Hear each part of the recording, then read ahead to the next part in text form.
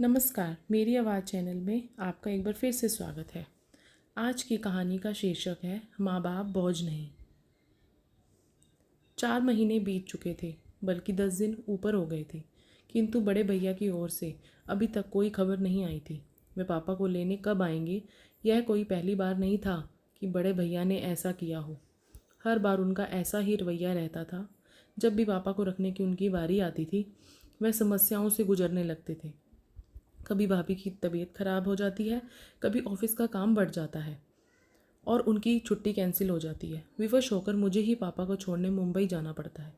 हमेशा की तरह इस बार भी पापा की जाने की इच्छा नहीं थी, किंतु मैंने इस ओर ध्यान नहीं दिया और उनका वह अपना मुंबई का रिजर्वेशन करवा लिया। दिल्ली मुंबई राजधानी एक्सप्रेस अपने टाइम पर थी। सेकंड एसी की निचली बर्थ पर पापा को बैठाकर सामने की बर्थ पर मैं भी बैठ गया। साथ वाली सीट पर एक सज्जन पहले से विराजमान थे। बाकी बर्थ खाली थी। कुछ ही देर में ट्रेन चल पड़ी। अपनी जेब से मोबाइल निकाल मैं देख रहा था, तभी कानों में पापा का स्वर टकराया। मुन्ना, कुछ दिन तो तू भी रहेगा ना मुंबई में? मेरा दिल लगा रहेगा और प्रतीक को भी अच्छा लगेगा। पापा के स्वर की आर्द्रता पर तो मेरा ध्यान नहीं गया। मन ही मन में खिंच उठा। कितनी बार समझाया है पापा को कि मुझे मुन्ना न कहा करें, रजत पुकारा करें। अब मैं इतनी ऊंची पोस्ट पर आसीन एक प्रशासनिक अधिकारी हूँ। समाज में मेरा एक अलग रुतबा है, ऊंचा कद है, मान सम्मान है। बगल की सीट पर बैठा व्यक्ति मुन्ना शब्द सुनकर मुझे एक सामान्य सा व्यक्ति समझ रहा होगा। मैं तनिक जोर से बोला, पापा, परसों मेरी गवर्नर के साथ मीटिंग है, मैं मुंबई में कैसे रुक सकता हूँ? पापा के चेहरे पर निराशा की बादलियाँ छा गई। मैं उनसे कुछ कहता तभी मेरा फ़ोन बज उठा। रितु का फ़ोन था। भर्राए स्वर में वह कह रही थी, पापा ठीक से बैठ गए ना? हाँ हाँ, बैठ गए हैं, गाड़ी भी चल पड़ी है। देखो, पापा का ख्याल रखना, रात में मेडिसिन दे देना, भाभी को भी सब अच्छी तरह समझा कर आना। पापा को वहाँ कोई तकलीफ़ नहीं होनी चाहिए। नहीं होगी। मैंने फ़ोन काट दिया। रितु का फ़ोन था ना? मेरी चिंता कर रही होगी। पापा के चेहरे पर वात्सल्य उमड़ आया था। रात में खाना खाकर पापा सो गए। थोड़ी देर में गाड़ी कोटा स्टेशन पर रुकी और यात्रियों के शोरगुल से हड़कंप सा मच गया। तभी कंपार्टमेंट का दरवाज़ा खोलकर जो व्यक्ति अंदर आया, उसे देख मुझे बेहद आश्चर्य हुआ। मैं तो सोच भी नहीं सकता था कि रमाशंकर से इस तरह ट्रेन में मुलाकात होगी। एक समय रमाशंकर मेरा पड़ोसी और सहपाठी था। हम दोनों के बीच मित्रता कम और नंबरों को लेकर प्रतिस्पर्धा अधिक रहती थी। हम दोनों ही मेहनती और बुद्धिमान थे, किंतु न जाने क्या बात थी कि मैं चाहे कितना भी परिश्रम क्यों ना कर लूँ, बाजी सदैव रमाशंकर के हाथ लगती थी। शायद मेरी ही एकाग्रता में कमी थी। कुछ समय पश्चात पापा ने शहर के पॉश एरिया में मकान बनवा लिया। मैंने कॉलेज चेंज कर लिया और इस तरह रमाशंकर और मेरा साथ छूट गया। 2 माह पूर्व एक सुबह मैं अपने ऑफिस पहुंचा। कॉरिडोर में मुझसे मिलने के लिए काफ़ी लोग बैठे हुए थे। बिना उनकी ओर नज़र उठाए मैं अपने केबिन की ओर बढ़ रहा था। यकायक एक व्यक्ति मेरे सन्मुख आया और प्रसन्नता के अतिरेक में मेरे गले लग गया। रजत यार, कितना बड़ा आदमी बन गया है, पहचाना मुझे? मैं रमाशंकर। मैं सक पकाया। फीकी सी मुस्कुराहट मेरे चेहरे पर आकर विलुप्त हो गई। इतने लोगों के सम्मुख उनका अनौपचारिक व्यवहार मुझे खल रहा था। वह भी शायद मेरे मनोभाव को ताड़ गया था। तभी तो एक लंबी प्रतीक्षा के उपरांत जब वह मेरे कैबिन में दाखिल हुआ तो समझ चुका था कि वह अपने सहपाठी से नहीं, बल्कि एक प्रशासनिक अधिकारी से मिल रहा था। उसका मुझे सर कहना मेरे अहम को संतुष्ट कर गया। यह जानकर कि वह बिजली विभाग में महज एक क्लर्क है जो मेरे समक्ष अपना तबादला रुकवाने की गुजारिश लेकर आया है, मेरा सीना अभिमान से चौड़ा हो गया। कॉलेज के प्रिंसिपल और टीचर्स तो क्या, मेरे सभी कलीग्स भी यही कहते थे कि एक दिन रमाशंकर बहुत बड़ा आदमी बनेगा। आज मैं कहाँ से कहाँ पहुँच गया और वह पिछली स्मृतियों को पीछे धकेल मैं वर्तमान में पहुँचा तो देखा रमाशंकर ने अपनी वृद्ध माँ को साइड की सीट पर लेटा दिया और स्वयं उनके करीब बैठ गया। एक उड़ती सी नज़र उस पर डाल मैंने अखबार पर आंखें गड़ा दी। तभी रमाशंकर बोला, नमस्ते सर, मैंने तो देखा ही नहीं आप बैठे हैं। मैंने नम्र स्वर में पूछा, कैसे हो रमाशंकर? ठीक हूँ सर। कोटा कैसे आना हुआ? छोटी बुआ की बेटी की शादी में आया था, अब मुंबई जा रहा हूँ। शायद आपको याद हो, मेरा एक छोटा भाई था। छोटा भाई? हाँ, याद आया। क्या नाम था उसका? मैंने स्मृति पर जोर डालने का उपक्रम किया, जबकि मुझे अच्छी तरह याद था कि उसका नाम देवेश था। सर, आप इतने ऊंचे पद पर हैं, आए दिन हजारों लोगों से मिलते हैं, आपको कहाँ याद होगा? देवेश नाम है उसका सर। पता नहीं उसने मुझ पर व्यंग्य किया या साधारण रूप से कहा था। फिर भी मेरी गर्दन कुछ तन सी गई। उस पर एहसान सा लादते हुए मैंने बोला, देखो रमाशंकर, यह मेरा ऑफिस नहीं है, इसलिए सर कहना बंद करो और मुझे मेरे नाम से पुकारो। हाँ तो तुम क्या बता रहे थे? देवेश मुंबई में? हाँ रजत, उसने वहाँ मकान खरीदा है। 2 दिन पश्चात उसका गृह प्रवेश है। 4-5 दिन वहाँ रहकर मैं और अम्मा दिल्ली लौट आएंगे। इस उम्र में उन्हें इतना घुमा रहे हो? अम्मा की आने की बहुत इच्छा थी। इंसान की उम्र भले ही बढ़ जाए, इच्छाएं तो नहीं मरती ना। हाँ यह तो है। पिताजी कैसे हैं?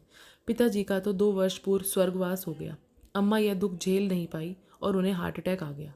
तभी से वह बीमार रहती हैं। अब तो अल्जाइमर भी बढ़ गया है। तब तो उन्हें संभालना मुश्किल होता होगा। क्या करते हो? 6-6 महीने दोनों भाई रखते हो? ऐसा पूछकर मैं शायद अपने मन को तसल्ली दे रहा था।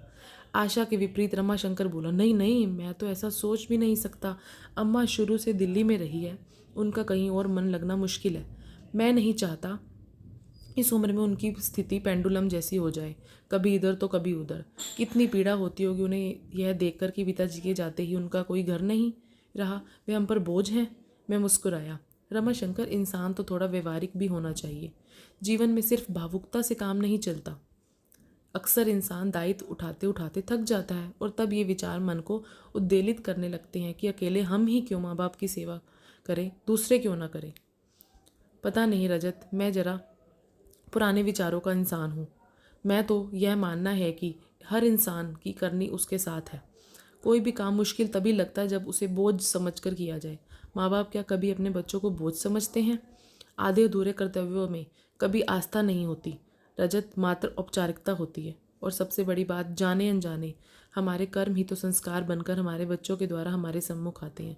समय रहते यह छोटी सी बात इंसान की समझ में आ जाए तो उसका बुढ़ापा भी संवर जाए। मुझे ऐसा लगा मानो रमाशंकर ने मेरे मुंह पर तमाचा जड़ दिया हो। मैं निशब्द मौन सोने का उपक्रम करने लगा, किंतु नींद मेरी आंखों में अब कोसों दूर हो चुकी थी। रमाशंकर की बातें मेरे दिलो दिमाग में हथौड़े बरसा रही थी। इतने वर्षों से संचित किया हुआ अभिमान पल भर में चूर चूर हो गया। प्रशासनिक परीक्षा की तैयारी के लिए इतनी मोटी मोटी किताबें पढ़ता रहा, किंतु पापा के मन की संवेदनाओं को, उनके दिल की पीड़ा को नहीं पढ़ सका। क्या इतना बड़ा मुकाम मैंने सिर्फ अपनी मेहनत के बल पर पाया है? नहीं, इसके पीछे पापा मम्मी की वर्षों की तपस्या निहित है। आखिर उन्होंने ही तो मेरी आंखों को सपने देखने सिखाए, जीवन में कुछ कर दिखाने की प्रेरणा दी। रात्रि में जब मैं देर रात तक पढ़ता था तो पापा भी मेरे साथ जागते थे कि कहीं मुझे नींद ना आ जाए। तो पापा भी मेरे साथ जागते थे। मेरे इस लक्ष्य को हासिल करने में पापा हर कदम मेरे साथ रहे। आज जब पापा को मेरे साथ की ज़रूरत है तो मैं व्यवहारिकता का सहारा ले रहा हूँ। तो वर्ष पूर्व की स्मृति मन पर दस्तक दे रही थी। सीवियर हार्ट अटैक आने के बाद मम्मी बीमार रहने लगी थी। एक शाम ऑफिस से लौटकर मैं मम्मी पापा के बेडरूम में जा रहा था, तभी अंदर से आवाज़ आती है। आवाज़ से मेरे पाँव ठिठक गए।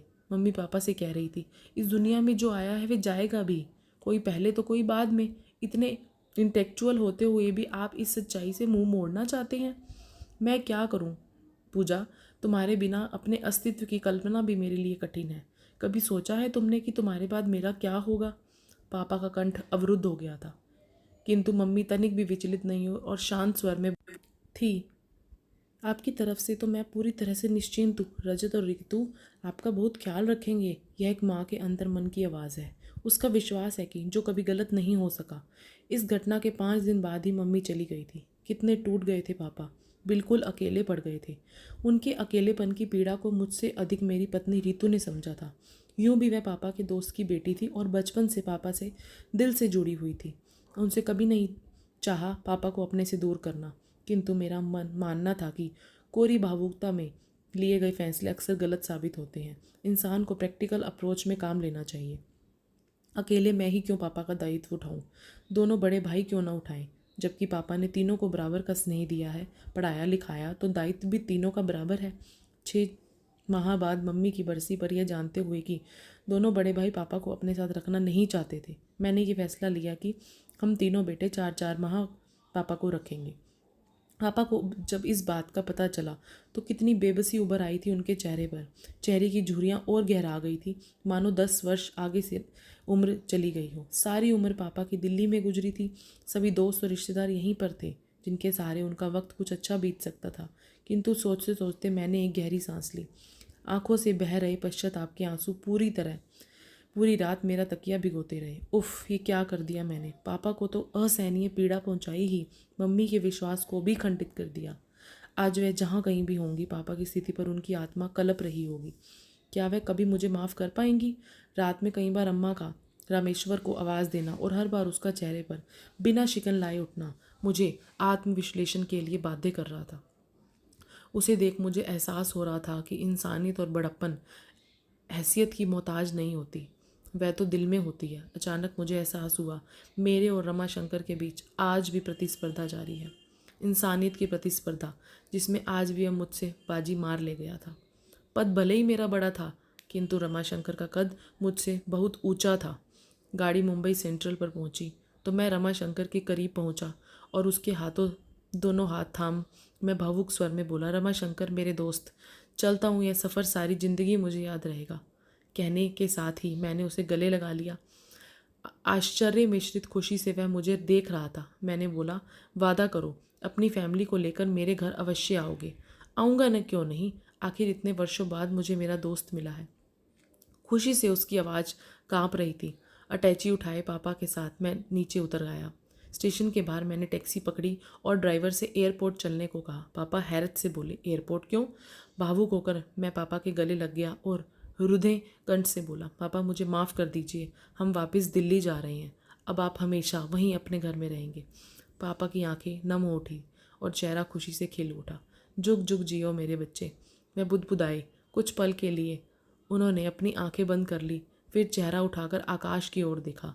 मुझे ऐसे लगा मानो मैं मम्मी से कह रही हूँ, देर से ही सही तुम्हारा विश्वास सही निकला। कहानी अच्छी लगी हो तो लाइक, शेयर और सब्सक्राइब करना न भूलें। देखने के लिए बहुत बहुत धन्यवाद।